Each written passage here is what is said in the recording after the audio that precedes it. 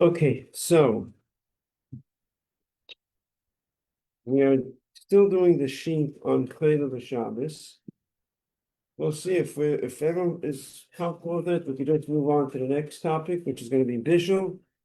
So we'll see uh we'll see where everyone is. So before we do the sheet, just a couple of things, and that is uh sleeping pills on Shabbos, using sleeping pills and using caffeine pills. So sleeping pills. Caffeine pills, I believe, is it for to keep you up?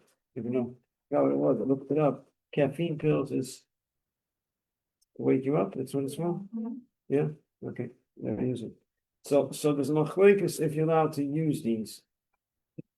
Many opinions say that you're allowed to use it. Question is this called medicine or not? To help you sleep, is it called medicine? Some say it's called medicine because it's to help you sleep. Some say it's not. Um, And then there's another reason why it would be okay, because for some people, if they don't sleep well, then they're not functioning the next day. So it's like someone who's not feeling well so it affects his body. Sometimes a person will be in such a state that he's not functioning, he can be in bed. So it's sort of similar to someone who's sick in bed. It's not exactly. That's another reason behind it. But in any case, there are opinions that say it's okay. So if someone wants to take a sleeping pill, a caffeine pill, there are opinions that say it's fine and you could do it. Okay. Now, back to the sheet. So does everyone have the sheet? Whoever doesn't, I'll give you a sheet. We can. Anyone needs a sheet? Anyone not have the sheet? This sheet, Kislev Shabbos. Everyone has it? Okay. So let's look at it together. Again, if you have any questions, just ask me. If you don't understand something, we'll start from the right all the way to the top. Actually, go to the third box. Third box. So on top, it speaks about Iser Deraisa Aideshina. So doing something that's prohibited by the Torah, and you're doing it with a shina, you're doing it not in a regular way. That means a Jew is doing it not in a regular way. The person is carrying in a public domain outside, let's say over here, which according to many opinions considered a biblical public domain, you're carrying it in your shoe. So that's called the Issa Deraisa, Ayideshina, doing it in an unusual way. And that is permitted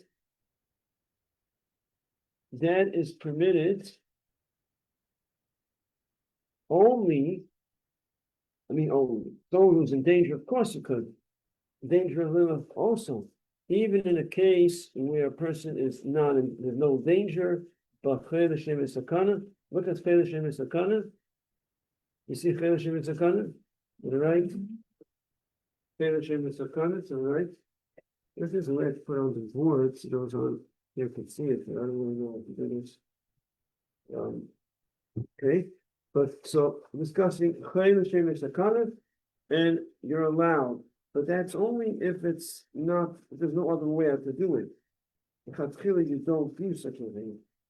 That someone who's in bed, who's sick, and is in bed, or the whole body is weak, they're not functioning. So, if necessary, a Jew could do it himself with a shina. But that's not like a that's if there's no other option and it's necessary.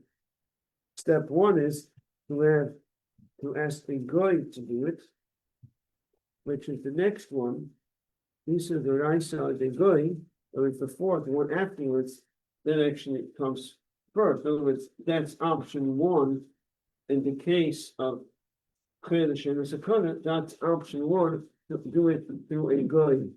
Yeah. You looking at the sheet?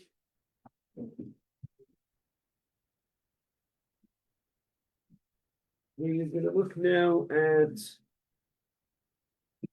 Tsar Godil. Let's go to Tsar Godil. Someone is in a lot of pain. Tsar Godil, someone is in a lot of pain. That got a lot of pain does not mean over here, not to do something life threatening. That means that you know what the issue is, there's no danger, the person is functioning, but he's in a lot of pain. So then, what's allowed over here is we're not allowing him to tell a guy to do malacha. We can't have a non-Jew doing anything for him. The only thing that's allowed is that he could do Isur D'Rabbanan the Shine, right side other. Where's the first mutter? Mutter is over here. Is that what following is, or it's confusing because yeah, you know following what I'm explaining, or side other, then you go all the way to mutter, right? Mutter. So where does it start that you're allowed? If a Jew does a rabbinic prohibition, and he does it with a sheen. So here, a Jew himself could do something that's prohibited rabbinically, and he's allowed to do it in an unusual way.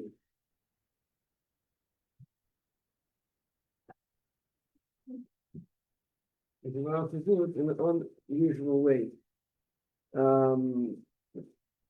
Examples. What's the example you gave examples. With me? If you're carrying in a public domain, it's not a biblical public domain. Let's say out of Brooklyn, you're not in Brooklyn, in other places where it's probably some biblical public domain. That's it. And then you're carrying something in the shoe, that will be a biblical prohibition in an unusual way. And that will be allowed in the case of Shai Godin, a lot of pain. For sure, if it's a fetish and it's a conif. But the next one, which is mixas, next category is mixas choilim. Okay. Let's go to other things. These are things I think the chart itself speaks for itself. Let's go to other situations. We said that children are in the category of a chayil l'shem sakana. Many people say up until the age of 9 years old, in the category of the chayil l'shem sakana, means if a child needs something that's important for his well-being, even though there's no danger involved, but if it's something that he needs it, he's in the category of chayil l'shem sakana.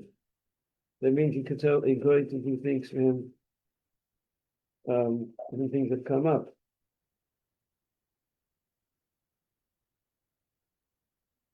Situations where you're allowed to do a rabbinical prohibition. So now we're going to see exceptions to the rule.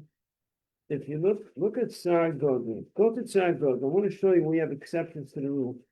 Tsar Godin, and then it goes to Isur Midrabanan. So the second one, there, Isur Midrabanan, the second box that has something in it, Isur rabbinical prohibition. They go down to Tsar Godin on a lot of pain. So I go there and we say it's also. You know what to do Isur Midrabanan.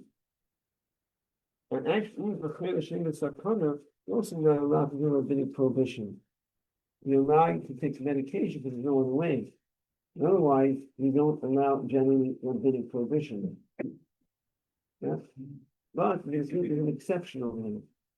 The few exceptions are where someone is in a lot of pain, and we discussed it already. They're just showing you that there's an exception to the rule. Someone is in a lot of pain, and they have, let's say, an abscess, a blister, and in a lot of pain, we want to open it up to get out the pus. That's a rabbinic prohibition. But because the person is in a lot of pain, they do allow it. That's an exception to the rule. The reason it seemingly has to do with it's not really directly connected to the medicinal itself. It's more of a procedure that you're doing to open up an abscess to get out the pus, as opposed to something that it's not something you use medicine for. It's a factual thing that you need to open it up to take out the pus. It's not related to doing something that's related to medicine.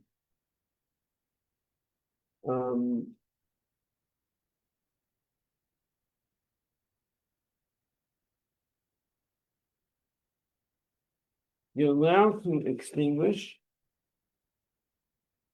And also, let's say there's a fire burning, and people forget it. Not only there's a danger, and it's danger of life. Let's say there's a fire somewhere, and there's a danger of people getting hurt. So and there's a danger of, not in a way that's dangerous, life-threatening, but someone could get hurt over there. So if it's a place where it's in public, so you're allowed to actually put out the fire. Because putting out the fire is considered a rabbinic prohibition, putting out the fire. So a Jew is allowed to put out the fire in order that there shouldn't be a lot of people that are going to get hurt. So they allow you a rabbinic prohibition in the case of Hezek Haduf Shavadabin, because there's a lot of people who get hurt, to a place where it's public, and people can get hurt, so they allow you to put out the fire, even though it's a rabbinic prohibition. It's an exception to the rule. But generally, we don't allow this rabbinic prohibitions, person who's sick and not endangered. And then there's another situation we spoke about a bath. We discussed this already. We're going over things that we explained already. Yeah, you're allowed to, well, you weren't here, but you're allowed to give a bath. A person who's not well, his whole body is sick, is a category of chayla shema and sakana, where you're not allowed to do rabbinic prohibition. Look, chayla shema and sakana isn't rabbanan, rabbinic prohibition is prohibited. A bath is rabbinic prohibition. You take a bath, a hot bath. But as long as the chayla shema and sakana, his whole body's not well, they're allowed to take a hot bath. Now the catch is, you can't open up hot water in Shabbos. So we discussed, and what you could do is what? What can we do? You can open it before Shabbos and let it run. You open it up very slow, very little. So it runs not so much at a time. You don't use tons of water. And can overflow whenever. You open the hot water before Shabbos and it just runs out very slowly. Then you have hot water for Shabbos. The person who's allowed to take a hot bath, that's going to work. For healthy people, we're not allowed to take a hot bath on Shabbos. Even though you have hot water, you're not allowed. And we said that you can't close the hot water. Hot water has to continue running. You're not allowed to close the hot water on Shabbos because it's running for a long time. If you close it, it's going to cause the water in the boiler to start cooking. We explained the last time. And you cannot close the hot water. You have to let the water continue running.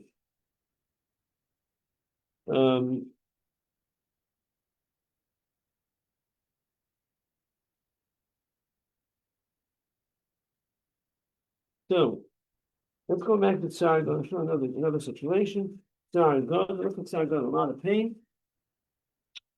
So you're allowed to do a rabbinic prohibition in an unusual way.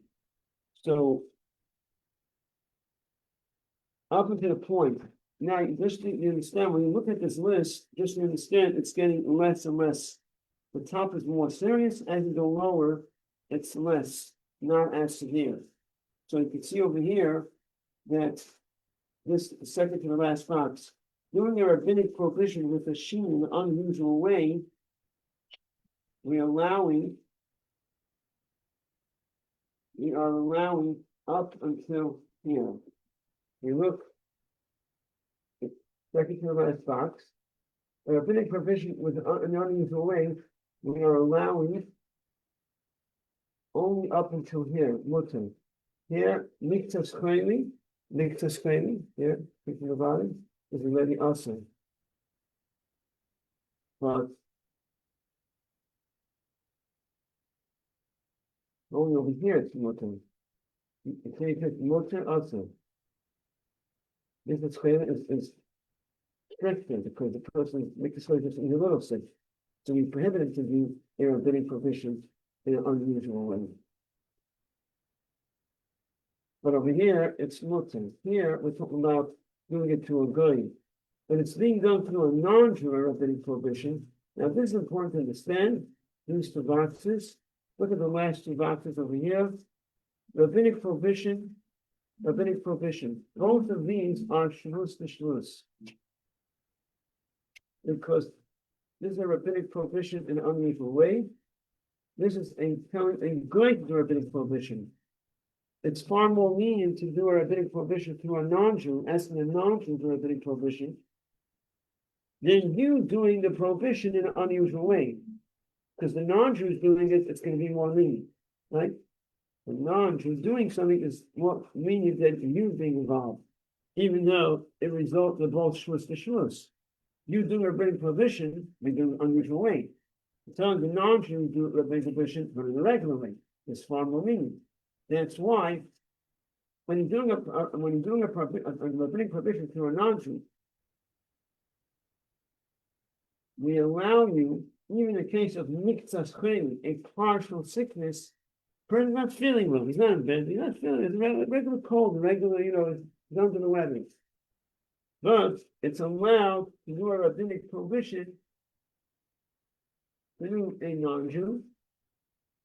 But for him to do a rabbinic prohibition for himself, and if you do it in an unusual way, no, it's also it's prohibited. But if he's in a lot of pain, then he can do a rabbinic prohibition in an unusual way. Then it's going to be mutter. Now, this English Moshe that allows for now this shvus to shvus, usually you cannot find a situation where a Jew is going to do a shvus to shvus in a regular way. So, I'm going back. Any questions that you want to ask me when you're not? A rabbinic prohibition in an unusual way, that's the Jew doing it, and it's a shvus to shvus. Shvus to shvus. The Jew doing a rabbinical prohibition in an unusual way. Now, is it possible to have a situation where a Jew is doing a shvus to shvus in a regular way? Now, for a Jew to do a rabbinic prohibition in a regular way isn't anything discussed over here. For a Jew to do a rabbinic prohibition is strict. We allow a shvus to shvus to Jews doing a rabbinic prohibition in an unusual way. But what about the Jew doing a shvus to shvus in a regular way? Is there such a thing as a Jew doing a shvus to shvus in a regular way? He's doing a rabbinic prohibition in a regular way, and it's going to be called shvus to shvus. I know, I'm not expecting an answer, because it's challenging to go a little deeper what we're discussing over here. It doesn't seem likely, right? A Jew is doing a rabbinic prohibition. He does to himself a rabbinic prohibition. He's doing a rabbinic prohibition, right? Now, how can it become a shvus to shvus? Usually, if he does it in an unusual way, it's a shvus to shvus. But if he does it the regular way, it's not shvus to shvus, it's shvus. But there can be a situation of shvus to shvus. There can be a situation of shvus to shvus, and the Jew is doing it, and it's still called shvus to shvus, but the Jew is doing it himself. How can that be? If a person is carrying a child in a rabbinical public domain, let's say not over in Brooklyn, out of town, in the public domain, a rabbinic public domain. Now, if he carries in a rabbinic public domain, it's only one shvus, right? How do you get the shvus to shvus? If he's carrying a child that is able to walk, but why? If he's able to walk, what's the practicality? It could be a situation where the child is crying and screaming, and it's very important to pick up the child, let's say. So there can't be such a situation where it necessitates that. So now, when you carry a person who's able to walk himself, that's rabbinic. Even if you carry in a public domain that's biblical, but if you carry a person that is able to walk himself, that becomes rabbinical. Because they're able to walk themselves, it makes it rabbinical. That's how it works. That's all the information is. That's how it is. So if you're carrying a child in a rabbinical public domain, and it's a child that's able to walk on their own, let's say, that becomes shvus l'shvus. So if, let's say, it's always in the status.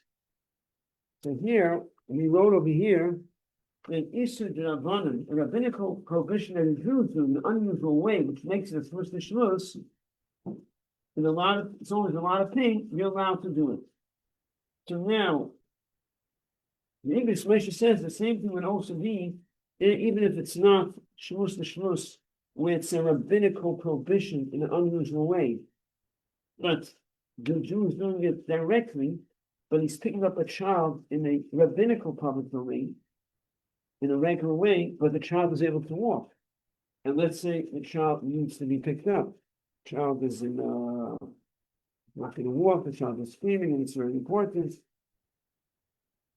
And he says, being that it's a situation that's important, and it really goes into the category of Chayei L'Shem V'Sakana, because children are in the status of Chayei L'Shem V'Sakana.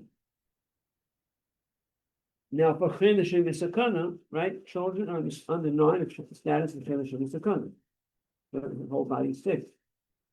Now, we're not allowed to do a rabbinical prohibition for a person for Chayei L'Shem V'Sakana. But here it's not a rabbinical prohibition, it's shvus l'shvus.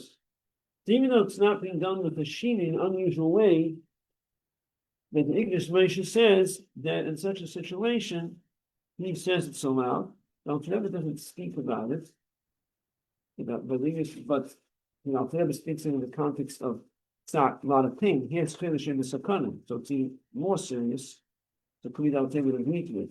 Anyways, bottom line, to simplify, I know it's a little very intense, I get it, but I'm going to try to, right. Bottom line is, it comes out that if you, in the street with a child that is screaming his head off and needs your assistance, not talking about being sick, someone's ages, but whatever, it's a situation that it's important to carry. So he says, if you are in a rabbinical public domain, which is not here, not in Brooklyn, not here, in other places, and it's a child that is able to walk on their own. You walk with the child can walk. The child is screaming, and really it's important for the child. He says you're allowed to pick up the child and carry the child because that's shvus l'shvus. The child can walk himself. It's a rabbinical public domain. But again, it's not, you have to understand that even out of town, where it can be a rabbinical public domain, there's still opinions that say it's a biblical public domain, but not to the same strictness like over here in Brooklyn. Because over here in Brooklyn, you have, according to English Moshe, you consider that you have 600,000 people walking through the streets because you connect all the streets together. But there is an opinion that says that even if it isn't 600,000 people, but let's say it's for sure not 600,000 people, but the public domain is 16 cubits wide, it's also public domain. But you're saying it's accepted, one could be lenient. So the leniency is there, but it's not so simple like a regular shvus to shvus. There is you to be strict over here. This leniency says about carrying the child and walk in a rabbinical public domain. I'm trying to bring out, even out of town, let's say it's a rabbinical public domain halachically, but there's still this idea that Alter Rebbe brings that someone who's God-fearing would want to be strict and treat any rabbinical public domain, even though for sure there is no 600,000 people walking through, that there is that there's that stringency that Alter Rebbe says a God-fearing person should be strict and treat any rabbinical public domain as if it's a biblical public domain. There is that stringency. But over here, it's not just a stringency. Over here, it's accepted according to many parts, there are those that, claim different, but Rabbi Osdoba was very strong about this. Then he holds that in Brooklyn, it's a biblical public domain. Because if you have 600,000 people walking through, then for sure it's a biblical public domain. But what's confusing for some people is, because when you look in the streets, there's no 600,000 people walking through the park every day, but all the streets are connected to each other. Eastern Park takes you down to Florida Shabbos, you can go across the bridge. So he holds, it doesn't mean that on Eastern Park you have to have 60,000 people. You connect all the streets together. It's one big public domain, and there's 600,000 people in Brooklyn. So if we hold it's a biblical public domain, that's how it's accepted. That's what we accept. Contrary to some people who want to claim, and that's why they make creative and whatever the whole thing, which is not accepted to us. Now, what we see, the information gives a means if you're in the street and there's a child in a place with a rabbinical public domain. But of course, if you can have a non-Jew carry the child through, that's definitely preferred. But if you don't have an option and the child is screaming and you're out of town, not like Brooklyn, and the child could walk and the child is screaming, that means to carry the child. Now, within the halacha of carrying, there is easier ways how to do it. Just on a practical level, if a child is screaming, if the child needs to be carried, you could carry the child, you could pass the child from one person to the next. Just keep people involved. It's another way to do it. But if that option is not there, that's something that can be done. Any questions? Let's consider the rabbinical public domain. So let's say for sure on the mountains, out of town, places where we don't have 600,000 people walking through. Town, out of town, not Brooklyn. It's hard to give you exactly where. Like, let's say, if you let's live in a suburb, for sure, that's not a public domain because there's no 600,000 people. Again, there is an opinion that says it is, because if it's 60, it's like, let's say 24 feet wide, the public domain, one opinion says it's still a public domain. It's considered a biblical public domain. But halachically, it's accepted that it's a rabbinical public domain because you don't have 600,000 people.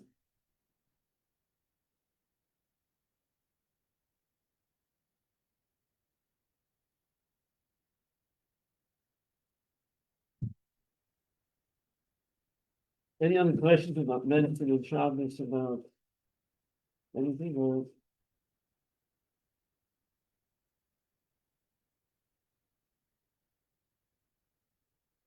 There are also other situations that you're allowed to tell Oh, so cough drops is brought if the cough drops are only used when a person is sick. In other words, it's not candy, these are cough drops. It's brought down, and many people say it's not at all. Because it's very obvious why you're using it. It's not a candy. If you something a candy, you candy. It's a candy. In a cough drop, this cough drop, people don't take it for pleasure. People take it when if they're not well. They'll put it in medicine. Yeah. Now, talking about on the theme of Shabbos to Shabbos. Shabbos to Shabbos, we're allowed to do a rabbinical prohibition in an unusual way. So it's brought down that if it's a big loss, I have an example. Let's say it's a situation of you can have a big loss.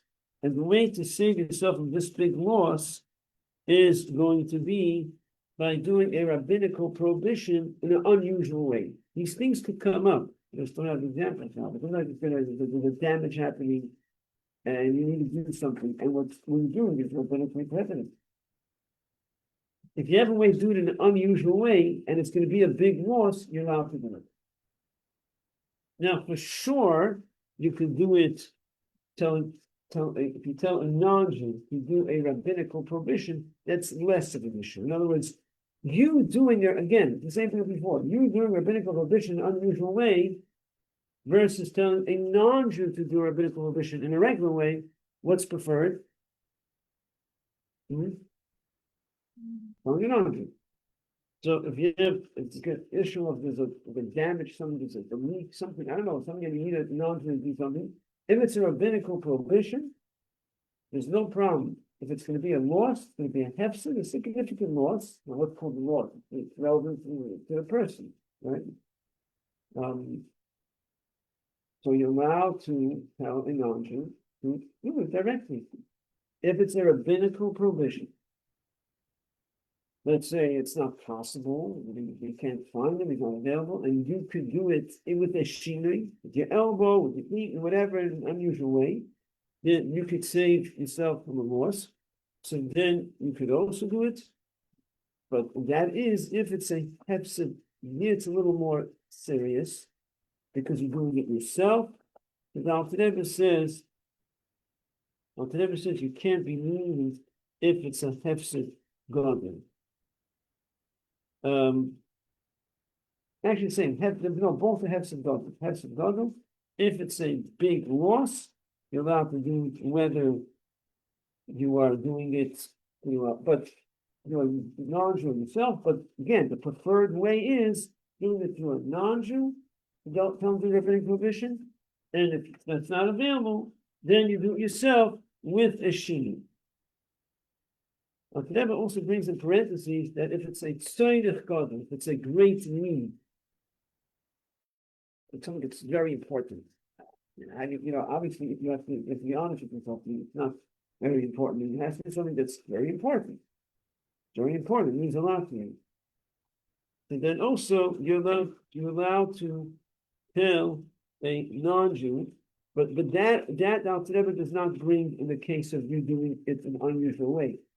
If it's very important, in other words, there's a big loss, then it's something no loss, but it's very important for you. I mean, it's important. It means a lot. It's very important.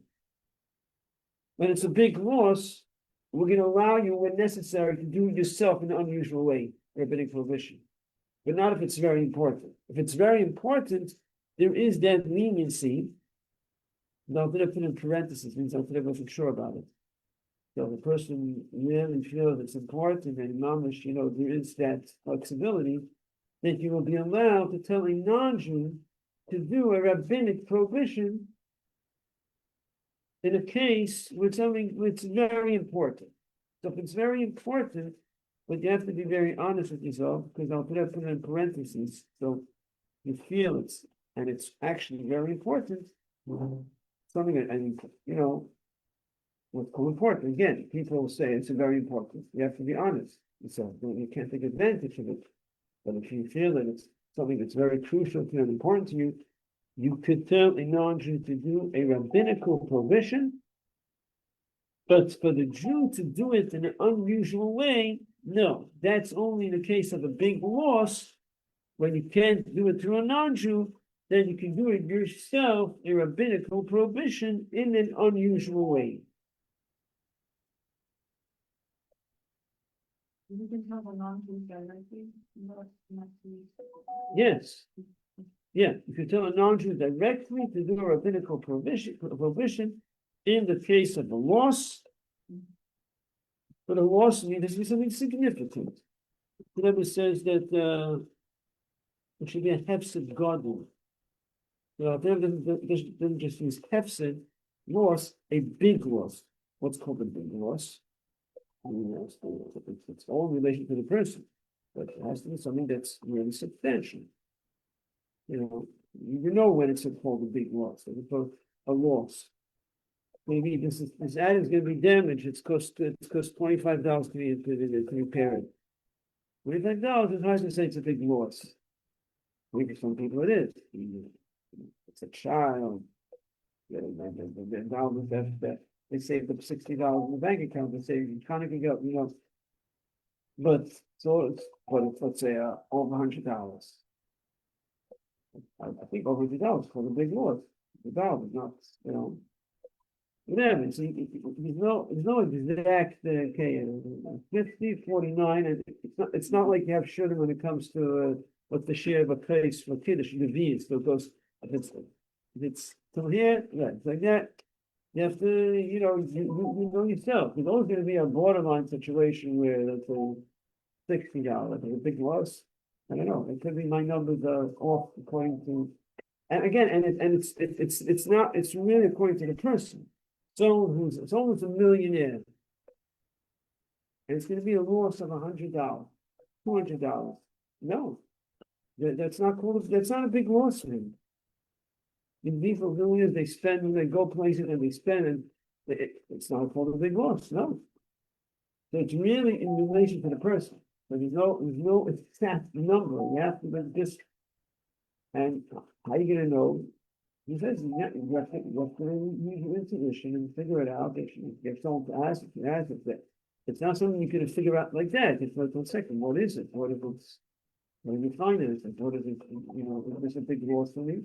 But so again, telling a non-Jew to do a rabbinic prohibition in a loss is a hefsid gotiv, a big loss, non-hefsid, or whatever. Because actually it's a machloikas. There is an opinion that says a loss, you ought to tell a non-Jew to do a rabbinic prohibition. Now, it never says you're going to rely on this opinion in the case where it's a big loss. That's like only a big loss because it's a machlekes. Some say no, you can't tell a non-Jew to do a rabbinic prohibition in case of a loss. If it's a big loss, you could rely on this opinion.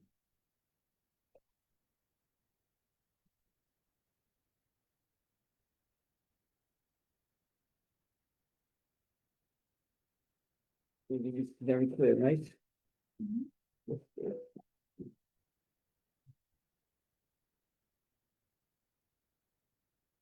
Okay. Any questions? So for the Yeah. Okay. great then, you can ask a boy to do a living. In a great need, right? So if they puts it in parentheses because you're following everything, it's good. Then it puts in parentheses that if it's a great need, you could also ask a non to do a great prohibition, but it's in parentheses. The rule is, whenever put things in parentheses, that meant that he wasn't sure, and he was planning eventually to go over and look into it again. But whenever wasn't sure about it. So the question is, when Ralph wasn't sure why they put it in. What does it mean? I'm not sure exactly. I assume that it means that a person should be aware that you should avoid it because Chatchil wasn't sure. So really, Chatchil shouldn't be used.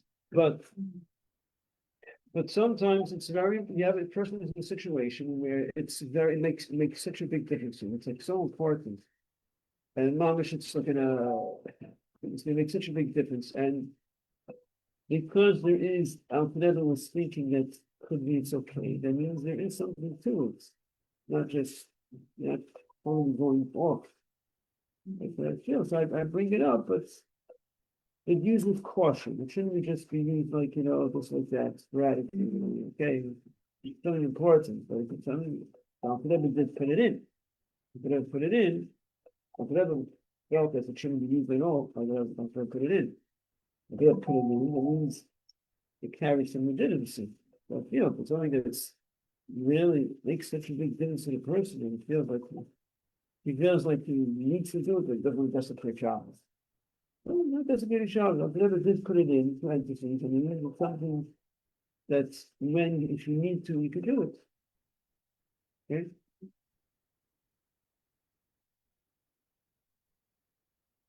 Okay. Mazel tov. I saw it before. I confused. I wasn't sure about looking at it. So now, then I came in here. I said, "Oh, that was you. That's saw before."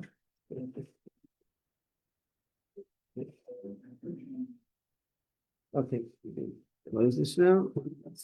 Yes.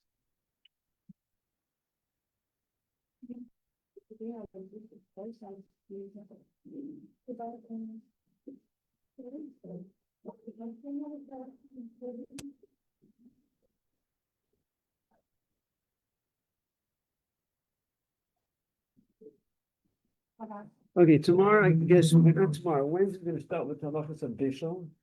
I think I had enough of this, no, it's a little too tense and technical, right? It's like very like, A little bit, yeah.